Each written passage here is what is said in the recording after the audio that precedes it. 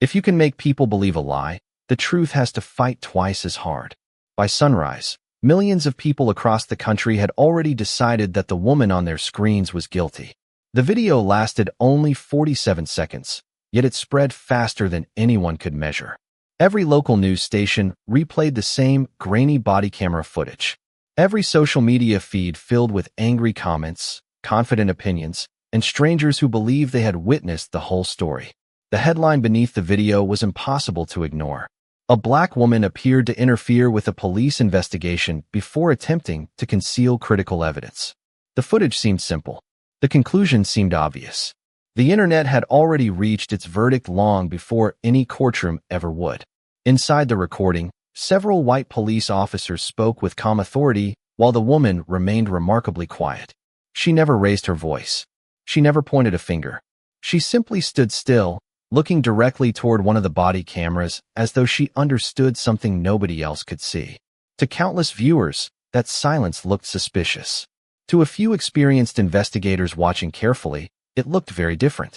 Across television studios, legal commentators debated what punishment might follow. Radio hosts called the incident another example of someone believing the rules did not apply to them. Online creators slowed down individual frames, circled harmless movements with bright graphics, and claimed they had discovered hidden proof of wrongdoing. Within hours, complete strangers believed they knew everything about a woman they had never met. They did not know her name. They did not know where she lived. They certainly did not know what she actually did for a living. They only knew the version of her that a 47-second recording allowed them to see. Several hundred miles away, inside a quiet federal office building, muted television screens displayed the same breaking news coverage in every conference room. Analysts glanced briefly toward the broadcast before returning to their work without saying a word. A senior official quietly picked up a secure telephone, listened for several seconds, then responded with only one sentence. "Do not contact her. She already knows." The line disconnected. No explanation followed. Somewhere else in the city, reporters crowded outside the courthouse where hearings had not even been scheduled yet. Satellite trucks lined the street before dawn. Camera operators adjusted lenses while producers rehearsed introductions describing the woman as the center of a rapidly growing controversy. Every microphone pointed toward the courthouse entrance, waiting for someone to appear. Yet the person everyone wanted to question remained completely invisible. At the same time, inside a modest apartment across town, morning sunlight filtered gently through white curtains, landing across neatly stacked books, a ceramic coffee mug, and framed family photographs resting on a wooden shelf. The room felt peaceful, untouched by the noise spreading across the nation. A television sat quietly in the corner with its volume turned completely off. The same headline continued flashing beneath silent footage, but nobody inside the apartment looked at it. Instead, a woman calmly folded a light gray sweater before placing it into a travel bag with careful precision. Her movements reflected routine rather than panic. She paused only long enough to water a small green plant sitting beside the kitchen window before checking the time on a simple wristwatch.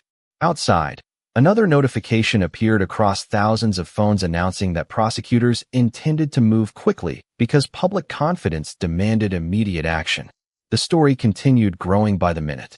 Opinions became facts in the minds of people who had never questioned whether the recording showed everything that had actually happened. Hidden beneath the endless flood of headlines was one detail that no reporter had uncovered, no commentator had imagined, and no police officer involved had ever considered. The woman they believed they had successfully humiliated had spent years protecting secrets that could never appear on any public record. And while the country watched a carefully edited version of the truth, she quietly prepared to walk into the only room where edited stories could no longer survive. Vanessa Carter closed the apartment door behind her with the same quiet care she used every morning, as though the world outside remained perfectly ordinary. The hallway smelled faintly of fresh coffee and laundry detergent, while an elderly neighbor struggled with 2 grocery bags near the elevator. Vanessa immediately crossed the hallway without hesitation, lifting one bag with an easy smile before walking beside the older woman to her apartment. "You always seem to appear at exactly the right time," the neighbor said warmly. Vanessa laughed softly. "Good timing is just another form of paying attention." It sounded like a simple remark, the kind anyone might make during an ordinary conversation, yet there was an unusual calm behind every word she spoke. After helping unpack the groceries, she continued downstairs, stopping only long enough to greet the building manager and scratch the ears of a golden retriever waiting patiently beside the front entrance. Nothing about her routine attracted attention.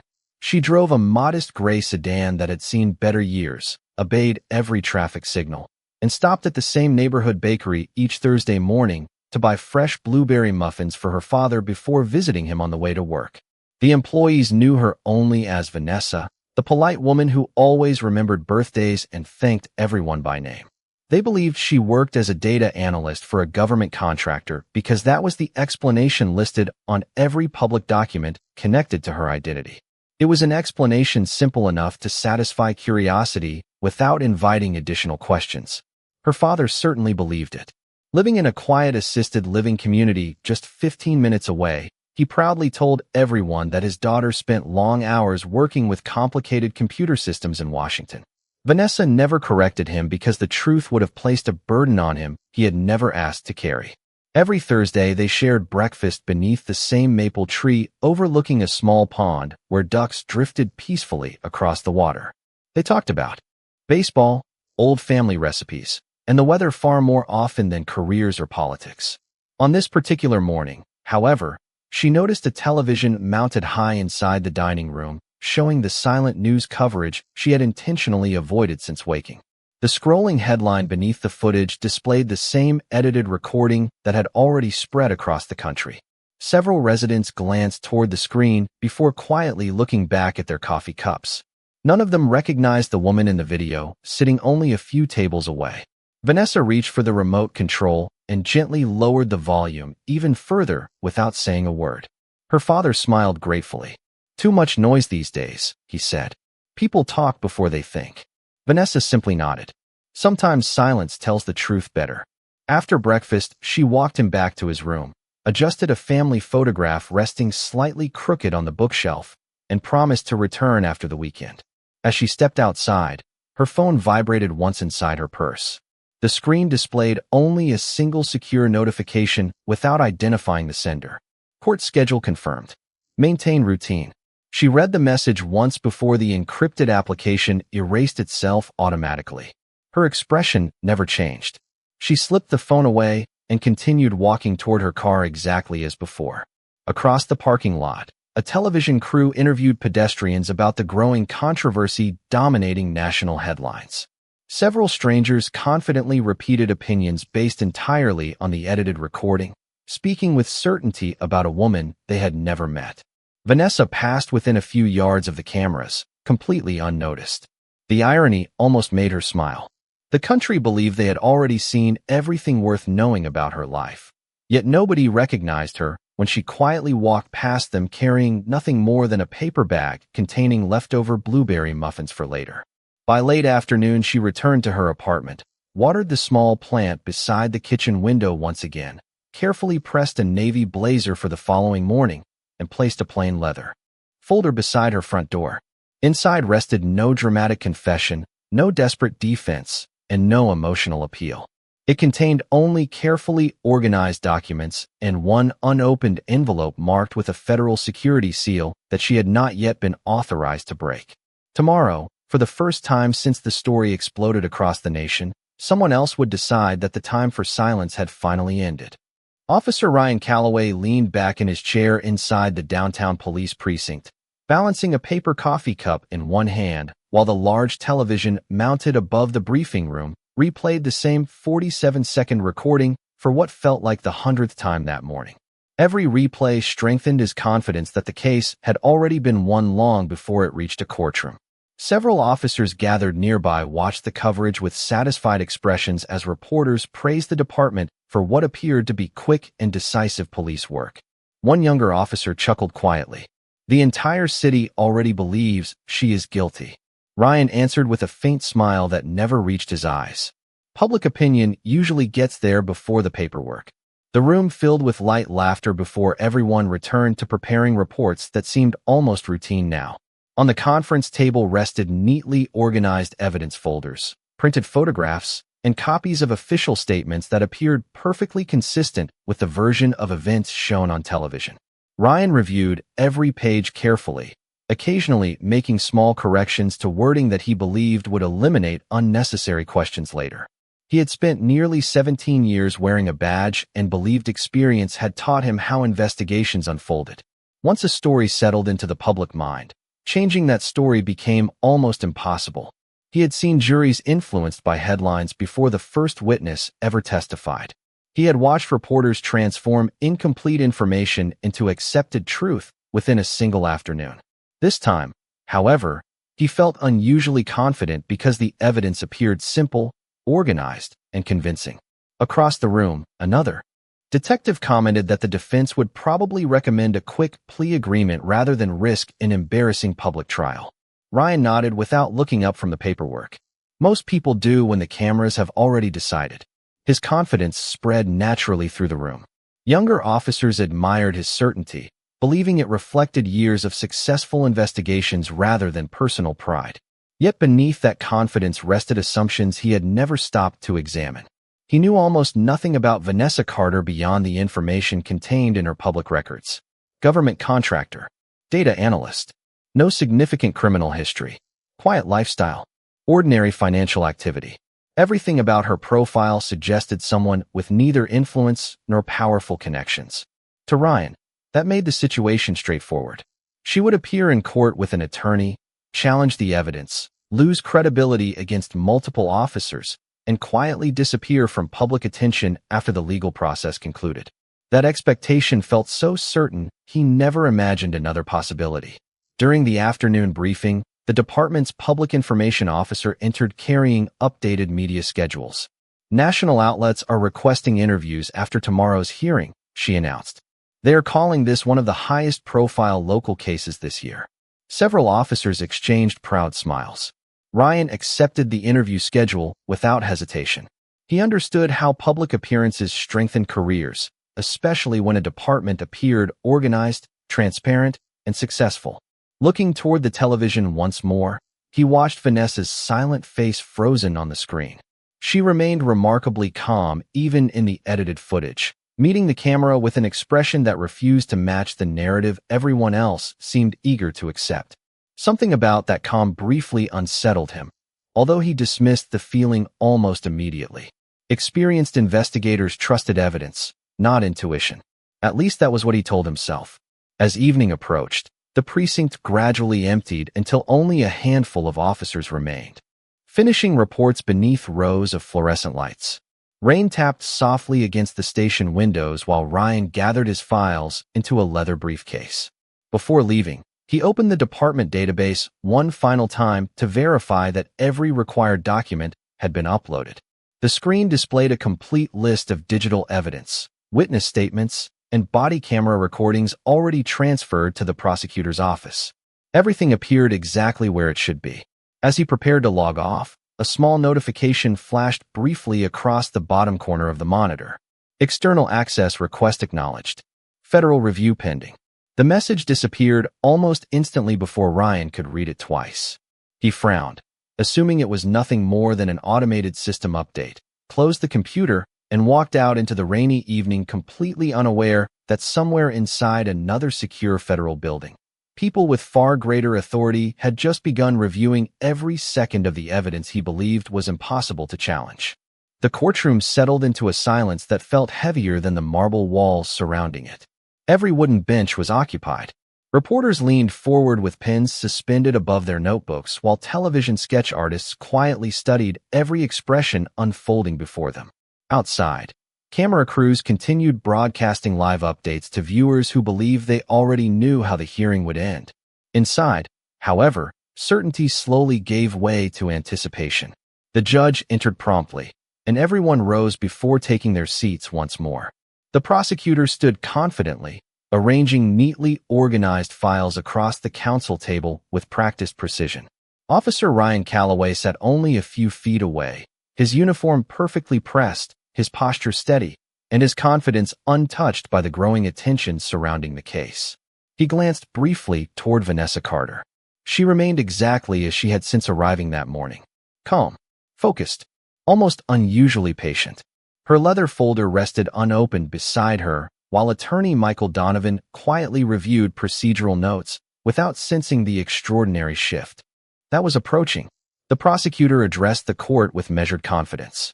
He described the sequence of events exactly as millions of viewers had already heard through news broadcasts and public commentary. Every statement matched the official timeline. Every conclusion appeared supported by documents submitted into evidence. When he requested permission to display the primary body camera recording, the judge nodded. The courtroom lights dimmed slightly as large courtroom monitors illuminated with the familiar 47-second clip. Several spectators exchanged knowing glances before the video even began. They had watched it repeatedly online during the previous 2 days. Once again, Vanessa appeared on the screen, standing silently while officers spoke around her. Once again, her quiet composure seemed strangely out of place beside the confident narration accompanying the prosecution's interpretation. As the recording ended, the prosecutor stepped forward. "Your Honor, the evidence clearly demonstrates deliberate interference with an active police investigation." Several jurors wrote notes while reporters quietly summarized his statement for live updates. Ryan folded his hands together with complete confidence. Everything appeared to be unfolding exactly as expected. Michael Donovan slowly stood for the defense. He walked toward the center of the courtroom without dramatic gestures or emotional appeals. Instead, he asked only one question. "Your Honor, before this court accepts any conclusions based upon that recording, the defense respectfully requests access to the complete original digital file exactly as captured by the recording device, including all embedded metadata, timestamps, and uninterrupted footage." The prosecutor immediately objected. The submitted recording already represents the relevant portion of the encounter. Michael remained composed. Relevant according to whom? The courtroom became noticeably quieter. Even the judge paused before responding. "Counselor, explain the basis for your request." Michael glanced briefly toward Vanessa. She met his eyes with a single, almost imperceptible nod. He continued, "Your Honor, modern digital evidence is only as reliable as its chain of custody. We are not questioning whether this recording exists. We are asking whether this court has seen the complete recording exactly as originally created." Those words lingered over the courtroom like approaching thunder. Ryan shifted slightly in his chair for the first time that morning. The prosecutor assured the judge that proper procedures had been followed throughout the evidence collection process. Yet before the court could rule on the request, one of the unfamiliar federal representatives quietly stood from the back row. He did not interrupt. He simply approached the courtroom deputy and handed over a sealed government envelope bearing multiple federal authorization markings. The deputy examined the seal before immediately carrying it to the judge. A subtle change crossed the judge's face as the contents were reviewed privately. He looked toward both attorneys before calmly addressing the courtroom. "This court has just received an official federal notice requesting preservation of all original digital evidence associated with this matter until additional authenticated materials are presented." A wave of quiet whispers spread through the gallery. Ryan looked toward the federal observers for the first time, realizing none of them had spoken a single unnecessary word since entering the courtroom. Vanessa remained completely still. She neither smiled nor celebrated the unexpected development. She simply rested one hand lightly upon her unopened leather folder, as though she had been waiting not for victory, but for the truth to finally receive permission to enter the room. The judge carefully folded the federal notice before placing it beside the bench, and for several long moments no one inside the courtroom seemed willing to speak first. The sudden interruption had changed the atmosphere completely. Only minutes earlier, every person in the room believed the hearing would move quickly toward an obvious conclusion. Now uncertainty settled across the polished oak floor like the soft afternoon light filtering through the tall courthouse windows. Outside, reporters continued delivering confident updates to viewers who still knew nothing about the sealed document that had quietly altered the course of the proceedings. Inside, every ticking second seemed louder than the last. Officer Ryan Calloway sat perfectly still, but his confidence had begun to fade beneath questions he could not yet answer. He replayed every step of the investigation in his mind, searching for anything unusual that he might have overlooked. The evidence had arrived through normal channels. The paperwork appeared complete. The body camera recording had passed through the department's digital evidence system exactly as every other recording did. At least that was what he had believed until the federal notice appeared. Across the courtroom, Vanessa Carter remained composed, her hands resting quietly upon the closed leather folder in front of her. She did not whisper to her attorney. She did not react to the growing tension surrounding her. Her calm seemed almost untouched by the uncertainty affecting everyone else.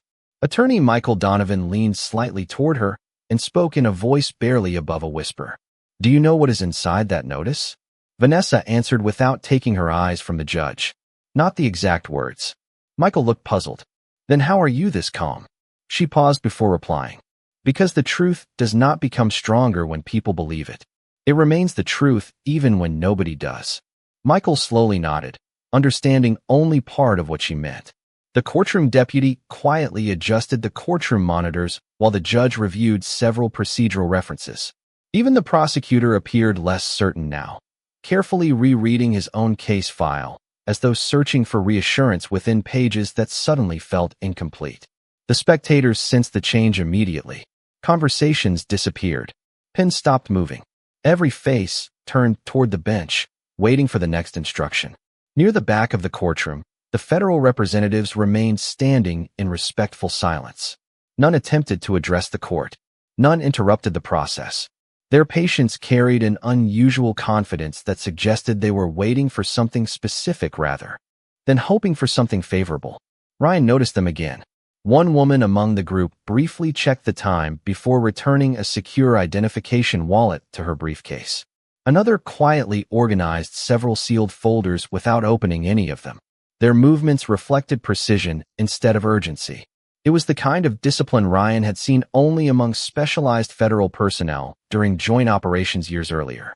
For the first time since the investigation began, he wondered whether the case before him belonged to a far larger story than any local department had been allowed to see. The judge finally looked toward both counsel tables.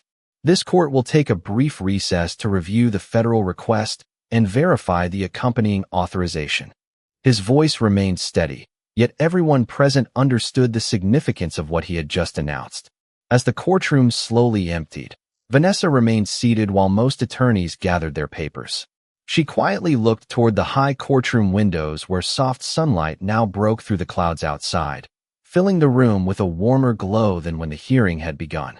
The American flag standing beside the bench barely moved in the conditioned air, yet its reflection stretched across the polished floor until it reached the edge of her chair. She closed her eyes for only a moment before opening them again with the same quiet confidence she had carried from the beginning. Ryan hesitated before leaving the courtroom. As he passed near the defense table, he stopped just long enough to speak respectfully. "Miss Carter, if there is something I do not understand about this case, I hope the truth comes out today." Vanessa looked at him with neither resentment nor satisfaction. "So do I, officer," she answered gently. "Because the truth protects everyone when people are willing to let it speak." At that exact moment, the courtroom doors opened once again, and a court security officer quietly approached the judge carrying a locked evidence case marked with federal authorization seals that had not been present when the hearing began. When the courtroom reconvened, the atmosphere felt entirely different from the one that had existed only 30 minutes earlier.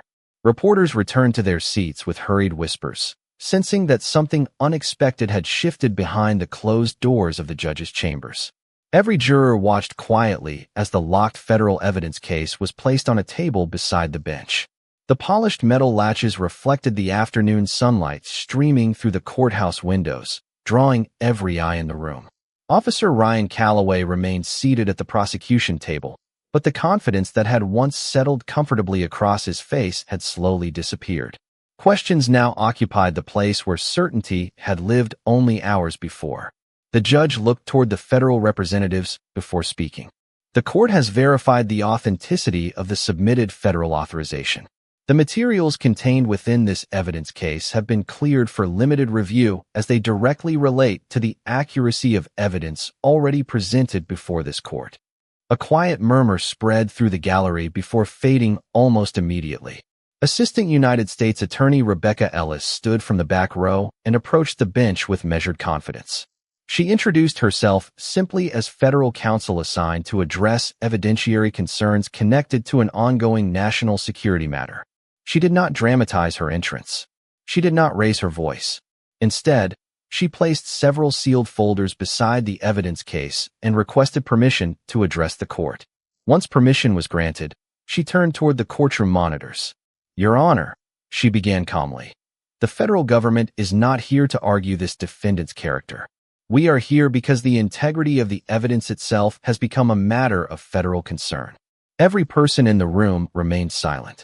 Rebecca opened the evidence case and removed a secure encrypted storage device together with a chain of custody report bearing multiple authentication signatures. A court technology specialist connected the device to the courtroom display system under direct judicial supervision.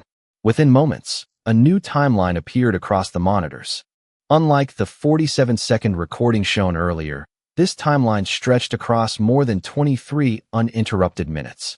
Every timestamp matched official system records. Every digital signature had been independently verified. Rebecca continued speaking with the same calm precision. "The recording previously submitted to this court begins after several significant events had already occurred. The original file demonstrates that substantial portions of the encounter were omitted before distribution." Ryan felt his heartbeat quicken as the complete recording began playing. The courtroom watched silently as Vanessa first appeared, calmly identifying herself in a manner that had never been included in the edited version.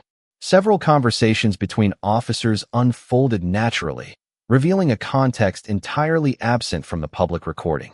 Vanessa repeatedly requested that procedures be documented correctly while remaining respectful throughout the encounter. More importantly, the digital metadata displayed beside the video showed unmistakable interruptions between the original recording and the shortened version presented to investigators. The prosecutor slowly lowered his eyes toward his own case file. Rebecca then displayed another authenticated document. "Your Honor, this court has also authorized limited disclosure of employment verification directly relevant to the evidentiary dispute." She carefully unfolded a formal federal credential packet carrying multiple security markings. Although many operational details remained classified, one sentence appeared clearly on the courtroom monitor after judicial approval. "Active Central Intelligence Agency operational employee, Vanessa Carter." A wave of astonished silence moved through the courtroom. No one gasped. No one shouted. The revelation settled over the room with a weight too great for immediate reaction. Ryan stared toward Vanessa, struggling to reconcile the quiet woman who had helped neighbors carry groceries and visited her father every Thursday with the information now displayed before him. Rebecca spoke once more. "Miss Carter's operational duties cannot be discussed publicly. However, the federal government can confirm that on the date in question, she was performing activities specifically authorized by the United States government." The edited recording not only removed critical context, but also concealed multiple lawful communications that should never have been excluded from evidentiary review. Vanessa finally opened the leather folder that had remained closed since the hearing began. Inside rested only a single signed authorization bearing the seal already recognized by the judge. She quietly placed it on the table before folding her hands once again. She neither celebrated nor looked toward the gallery. She simply allowed the truth to occupy the space where assumptions had ruled only hours before, while Officer Ryan Calloway slowly realized that the case he believed had been simple had become the most humbling lesson of his entire career. The silence that followed felt almost sacred. No reporter reached for a microphone. No attorney hurried to speak. Even the steady tapping of computer keys from the press section had disappeared beneath the weight of what the courtroom had just witnessed. The truth had not entered the room with raised voices or dramatic declarations. It had arrived through complete evidence, verified records, and patient restraint. Officer Ryan Calloway slowly lowered his eyes toward the table before him. The carefully prepared notes he had reviewed so confidently only hours earlier no longer represented certainty. They represented assumptions built upon an incomplete picture. He took a slow breath before quietly standing. Every movement seemed deliberate, as though he understood that whatever he said next would remain with him long after the hearing ended. Looking first toward the judge and then toward Vanessa Carter, he spoke with a sincerity that no television interview had ever required from him. Your Honor, I entered this courtroom believing the evidence presented to me reflected the complete truth. I now understand that it did not. Miss Carter, I cannot undo the public judgment you have endured, but I can acknowledge my responsibility for accepting conclusions before asking enough questions. His voice remained steady, yet the humility behind each word transformed the atmosphere far more than any legal argument could have accomplished. Vanessa listened without interruption. She did not appear triumphant. She did not seek to prolong his discomfort. She simply regarded him with the same quiet composure that had defined every moment since the story first became public.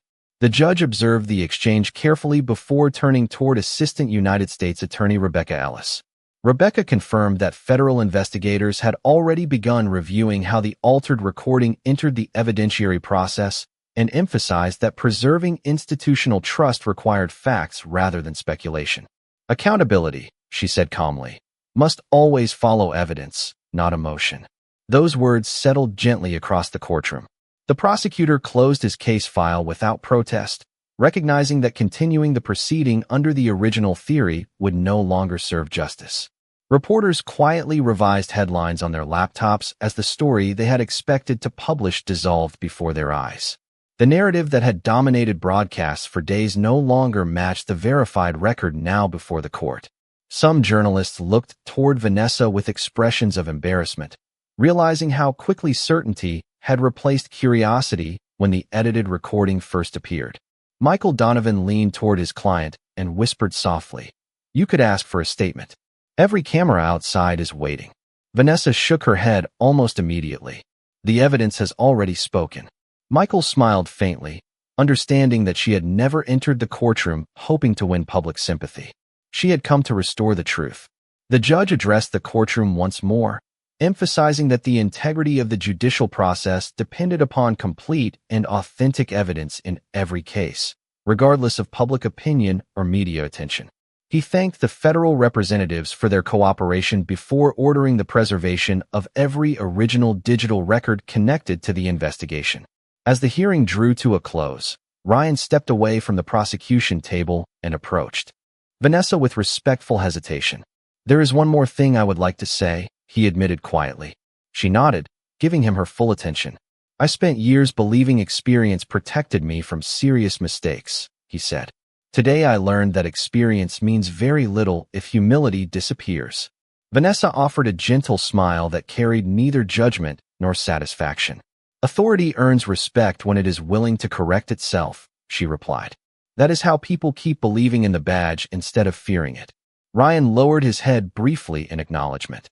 Around them, attorneys gathered their files while spectators slowly stood from the gallery. Through the tall courthouse windows, the afternoon sunlight had grown brighter, washing away the gray skies that had covered the city that morning.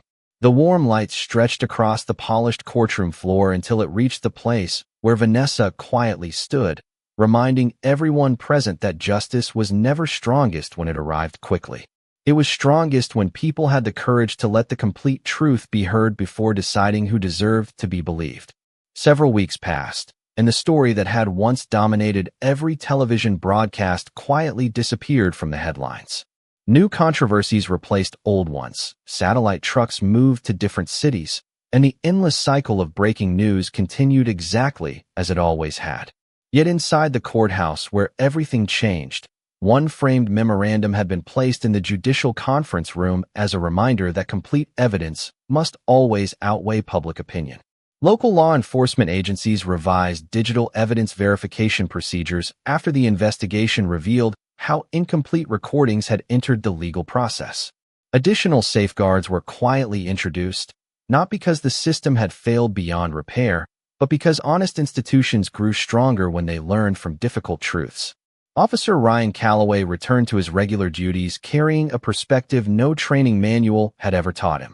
Before approving any investigation, he now asked one simple question that younger officers soon learned to expect. Have we verified the complete record? Some initially found the extra step unnecessary, but Ryan never skipped it. Experience had taught him that confidence without humility could become as dangerous as ignorance itself. At the same time, Vanessa Carter returned to the life very few people truly understood. Each Thursday morning, she still visited her father with fresh blueberry muffins from the same neighborhood bakery. They still sat beneath the maple tree overlooking the quiet pond, watching ducks drift peacefully across the water while talking about baseball scores, changing seasons, and family memories. Her father smiled exactly as he always had, never asking questions about the headlines that had briefly carried her face across every television screen. For him, she remained simply his daughter, and that ordinary truth meant more than any classified title ever could. The secure federal assignment continued, although almost no public record would ever acknowledge her contribution. That had never mattered to Vanessa.